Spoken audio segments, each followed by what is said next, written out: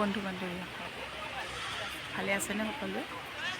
আজি এটা নতুন ভিডিঅ'লৈ মণিদীপক ব্লগলৈ আপোনালোক সকলোকে স্বাগতম জনাইছোঁ। আকৌ সেই দিনটোৰ বিৰতিৰ পিছত নিৰ্জন ঠাই এডোখৰত বহি ভিডিঅ'টো বনাম বুলি আহিছোঁ। 2টা দিন গেপছ গ'ল মোৰ বিশেষ শাৰীৰিক অসুস্থতাৰ কাৰণে। আজি আকৌ এটা ভ্লগ বনাম বুলি ভাবিছোঁ।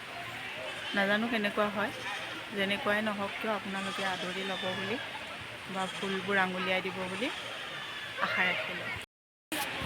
আজি মই কিছু কথা আলোচনা কৰোঁ যে আমাৰ মানুহৰ মাজত কিছুমান সহজাত প্ৰবৃত্তি আছে যে যিবোৰ বস্তু দুষ্প্ৰাপ্য, যিবোৰ বস্তু আমি সহজে পাব নোৱাৰোঁ, সেইবোৰ বস্তুৰ প্ৰতি আমাৰ আকৰ্ষণটো বেছি হয়, হয়নে? কিন্তু আমি জানো যে সেই বস্তু যেনেকৈ কাছ আমাৰ বহুত দুৰ্লভ হৈ গৈছে, কিন্তু কাছটো চাবলৈ বা পাবলৈ আমাৰ এটা হেঁপাহ থাকে, কাৰণ আমি জানো যে সেইটো পাব নোৱাৰোঁ। ঠিক তেনেকৈ মানুহৰো কিছুমান বস্তুৰ প্ৰতি এনেকুৱা আকৰ্ষণ থাকে যে যিবোৰ বস্তু জানে যে এইটো বস্তু আমি পাব নোৱাৰোঁ কেতিয়াও, তথাপি সেই বস্তুটো মানে বিচাৰে বা সেই বস্তুটোৰ প্ৰতি মানে আকৰ্ষণটো দিনক দিনে বাঢ়ি যায়। কিন্তু আমি যদি আমাৰ নিজৰ মনটোক সংযত কৰোঁ যে আমি জানি শুনি সেই বস্তুটোৰ প্ৰতি আকৰ্ষণ হোৱাটো বা সেই বস্তুটো বিচৰাটো আচলতে আমাৰ পক্ষে ভুল নহয় জানো? গতিকে আমি যদি নিজৰ মনটোক সংযত কৰি পেলাই এনেকৈ ভাবোঁ যে পাবতো নোৱাৰোঁ, সেইটো বস্তু মোৰ নহয় বা সেইটো বস্তু পাবলৈ বহুত কঠিন বা বহুত জটিল, তেতিয়া সেই বস্তুটোৰ পৰা যদি মোহ বা যিটো আকৰ্ষণ সেইটো যদি আঁতৰাই আনো, তেতিয়াহ'লে নিজৰ কাৰণে ভাল বুলি মই ভাবোঁ। নহ'লে পাব নোৱাৰা বস্তুটোৰ প্ৰতি যদি আমাৰ হেঁপাহটো বাঢ়ি গৈ থাকে, এটা সময়ত কি হৈ যাব, আমি নিজে কষ্ট পাব লাগিব, কাৰণ আমি জানোৱেই যে সেই বস্তুটো মোৰ নহয় বা পাব নোৱাৰোঁ। গতিকে সেইটো বিচৰাটোও ভুল। মানুহে সহজলভ্য বস্তুৰ প্ৰতি কেতিয়াও আকৰ্ষিত নহয়, মানে কি সহজে হাততে পোৱা বস্তুৰ প্ৰতি মানুহ কেতিয়াও আকৰ্ষিত নহয়। কিয় নহয় জানে, অতি সহজে পোৱা যায় এইবোৰ বস্তু। যিকোনো ক্ষেত্ৰতে কৈছোঁ মই, যিকোনো বস্তু বা যিকোনো মানুহৰ ক্ষেত্ৰতো কৈছোঁ, যিবোৰ মানুহ মানে সস্তীয়া, সেইবোৰ মানুহক হয় মানে প্ৰথমতে বহুত গুৰুত্ব দিয়া দেখা যায়। তেতিয়া মানে সেই মানুহজনে মানুহগৰাকীয়ে ভাবে যে মই আচলতে বহুত জনপ্ৰিয় বা মই বহুত ভাল বা মই বহুত দেখিবলৈ ধুনীয়া, যাৰ কাৰণে মোক ইমান মানুহে বিচাৰে। কিন্তু নহয়, আচলতে তেওঁ সস্তীয়া, তেওঁ সহজে পোৱা যায়, যাৰ কাৰণে তেওঁ সকলোৱে বিচাৰে। কিন্তু যিবোৰ বস্তু মই ক'লোৱেই অলপ আগতে দুষ্প্ৰাপ্য, দুৰ্লভ, সেইবোৰ বস্তুৰ ওচৰত মানুহ নাহে, খুব কম। কিয় জানেনে? কাৰণ জানে এইজন ব্যক্তিক বা এই বস্তুটো পাব নোৱাৰি। হেল্ল' বন্ধু বান্ধৱীসকল, আৰু এটা কথা যে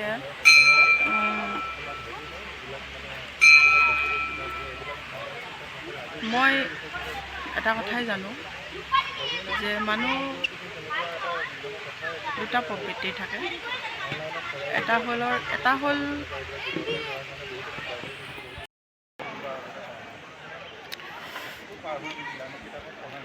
এতিয়া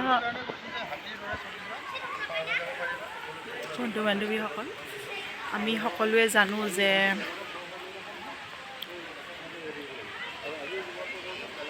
নিজৰ বস্তুৰ ওপৰত যিমানখিনি আমাৰ দায়িত্ব বা যিমান অধিকাৰ থাকে, বেলেগৰ বস্তু এটাৰ প্ৰতি আমাৰ কোনো অধিকাৰ বা কোনো দায়িত্বও নাথাকে। গতিকে বেলেগৰ বস্তু এটা লোভ কৰাটো, বেলেগৰ বস্তু এটা পাবলৈ বিচৰাটো আচলতে আমাৰ বহুত ভুল। আৰু যিটো মোৰ বা যিটো আমাৰ বুলি মই জানো, সেইটো সংগোপনে খুব মৰমেৰে আলফুলে ৰাখিব পৰাটোৱে হৈছে আমাৰ এটা নিজৰ দায়িত্ব বা নিজৰ ক্ৰেডিট বুলি মই ভাবোঁ। আৰু যিটো আমাৰ নহয়, সেইটো আমাৰ বিচৰাটো বহুতেই ভুল। গতিকে মই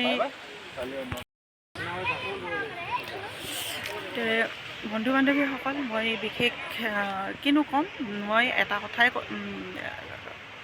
বাৰে বাৰে কওঁ যে নিজৰ যিখিনি আছে সেইখিনিতে সন্তুষ্ট হৈ থকাটো ভাল। আৰু বেলেগৰ বস্তু বা বেলেগৰ টকা পইচা বা বেলেগৰ সা সম্পত্তি, বেলেগৰ যিকোনো বস্তুৰ প্ৰতি আমাৰ আকৰ্ষণ হোৱাটোও ভুল আৰু বিচৰাটোও ভুল। নিজৰ যিখিনি আছে, ভঙা পজাত যদি আছোঁ, সেইটোতে আমি সন্তুষ্ট থাকিব পৰাটোৱে আমাৰ মানে কি বুলি কওঁ মই এইটো উচিত হ'ব বুলি মই ভাবোঁ। কাৰণ নিজৰ ওপৰত কনফিডেঞ্চখিনি ৰাখি নিজৰ ওপৰত সম্পূৰ্ণ বিশ্বাস ৰাখি আগুৱাই যোৱাটোৱে হৈছে এজন উচিত মানে এজন সঁচা মানুহৰ গুণ বুলি কওঁ। কাৰণ বেলেগৰ বস্তুৰ ওপৰত দুদিন আমি লাখ বিলাস কৰিলোৱে যেনিবা, কাইলৈ সেই বস্তুখিনি যেতিয়া নাইকিয়া হৈ যাব তেতিয়া কি হ'ব। গতিকে আমি নিজে কিবা এটা কৰি দেখুৱাটো বা নিজে নিজৰ ভৰিৰ ওপৰত থিয় হৈ পেলাই ফুল ইণ্ডিপেণ্ডেণ্ট হৈ পেলাই কিবা এটা কৰি আগুৱাই গৈ নিজক প্ৰস্তুত কৰাটোৱে বা নিজক মানে নিজৰ প্ৰতিভাৰে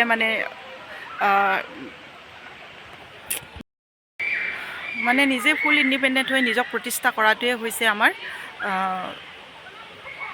মহৎ কাম। গতিকে আমি সদায় নিজৰ ওপৰতহে ডিপেণ্ড কৰিব লাগে। আনৰ ওপৰত ভৰসা কৰি জীয়াই থকাটো হৈছে আমাৰ মহাপাপ। আৰু মানে তেনেকুৱা মানুহে কেতিয়াও আগবাঢ়িব নোৱাৰে। নিজে কিবা কি কৰিব পাৰোঁ, সৰুৱে হওক ডাঙৰে হওক, কিবা এটা কৰি পেলাই নিজক আগুৱাই নিয়াটোৱে হৈছে, প্ৰতিষ্ঠা কৰাটোৱে হৈছে আমাৰ মূল কৰ্তব্য বুলি মই ভাবোঁ। বনাব আহোঁৱেই আমি প্ৰায়, কাৰণ যেতিয়া আজৰি সময়ত আমি আমাৰ ৰুমৰ ওচৰতে মানে বশিষ্ঠ চাৰিআলিৰ যিটো মন্দিৰ, বশিষ্ঠ মন্দিৰ, গতিকে আমাৰ ওচৰতে হয় আৰু আবেলি পৰত ইয়াতে ঠাণ্ডা পৰে, মানুহ বহুত হয়। ইয়াতে আমি প্ৰায় ভিডিঅ' বনাবলৈ আহোঁ। আজিও আহিছোঁ। মোৰ লগত আছে আমাৰ বৰ্তমান জনপ্ৰিয় শিখৰতে আছে বাৰু তেখেত, বৰুৱা দা বুলি। আপোনালোকে বৰুৱা দাও আহিছে ভিডিঅ' বনাবলৈ। তেখেতৰ ভিডিঅ' হৈ গ'ল অলৰেডি।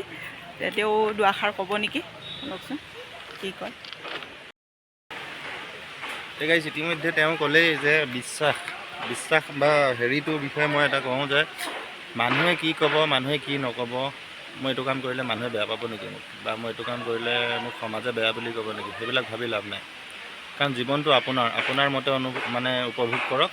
আৰু ঘাত প্ৰতিঘাত সকলোৰে জীৱনত থাকে। গতিকে এটা নিজৰ স্থিতিত অটল থাকক, আগুৱাই যাওক, নিজৰ লক্ষ্যত নিজে উপনীত হ'বই। কাৰণ মানুহে কি ক'ব, মানুহে কি নক'ব বুলি কয়, এইবিলাক চিন্তা কৰি থাকিলে লাভ নাই। কাৰণ আপুনি যেতিয়া উঠিবলৈ বিচাৰিব, মানুহে আপোনাক সদায় ডাউন কৰা ধান্দা থাকিব। আপুনি যেতিয়া উঠি যাব তেতিয়া মানুহে ক'ব ই প্ৰকৃত মানুহ। গতিকে বেলেগে কি কয় বাদ দিয়ক, নিজে আগুৱাই যাওক। আৰু মণিদীপাৰ চেনেলটো ছাবস্ক্ৰাইব কৰিবলৈ নাপাহৰিব, কাৰণ মই ওলাই থাকোঁ মাজে মাজে। আৰু তেওঁ এতিয়া মোৰ কমপ্লিট ভাল ইউটিউবাৰ হয়, তেখেতেও ভাল হ'ব পৰা নাই, ট্ৰাই কৰি আছোঁ। আপোনালোকৰ আশীৰ্বাদ লাগিব, আপোনালোকৰ সহযোগ লাগিব। আৰু তেখেতে যিটো ক'লে সেইটোৰ ওপৰত ময়ো কিছু কথা কৈছোঁ ইতিমধ্যে। আৰু এটা কথা কওঁ, কিন্তু উদ্দেশ্য সদায় সৎ হ'ব লাগে দেই। অসৎ উদ্দেশ্য লৈ যে কোনে কি ক'ব কৈ থাকক বুলি পেলাই অসৎ উদ্দেশ্য লৈ যদি কোনোবাই হেৰি কৰিছে, সংকল্পবদ্ধ হৈছে আগুৱাই যাম বুলি, সেইটোত কিন্তু কেতিয়াও কৃতকাৰ্য হ'ব নোৱাৰে, ছাকচেছ হ'ব নোৱাৰে।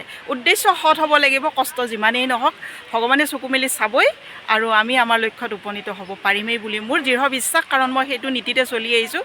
বহুত সংঘাত গৈছে, বহুত সংগ্ৰাম কৰিছোঁ, কিন্তু হাৰ মানা নাই এতিয়ালৈকে, আৰু কেতিয়াও হাৰ নেমানো। আৰু মই জানো এদিন মই মোৰ লক্ষ্যত উপনীত হ'ব পাৰিমেই। ধন্যবাদ বন্ধু বান্ধৱীসকল। মোৰ চেনেলটো আপোনালোকে মণিদীপা যিটো চেনেল হয়, আপোনালোকে ছাবস্ক্ৰাইব কৰিব, লাইক কৰিব, আৰু ভুলবোৰ আঙুলিয়াই দিয়াৰ কাৰণে কমেণ্ট এটা কৰিবচোন। অশেষ ধন্যবাদ।